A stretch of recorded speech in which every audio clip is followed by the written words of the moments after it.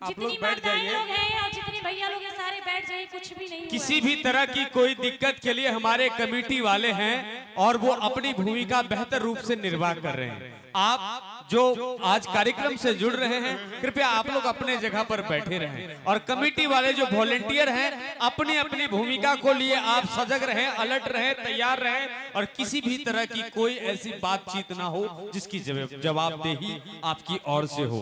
हम माताएं लोग कृपया करके आप लोग बैठ जाइए, कुछ भी नहीं हुआ है। अगर कुछ हुआ है तो आप लोग जाके वहाँ कुछ नहीं कर सकते, इसलिए अपने जगह पे बैठ जाइए। बैठिए बैठिए, आप लोग बैठिए।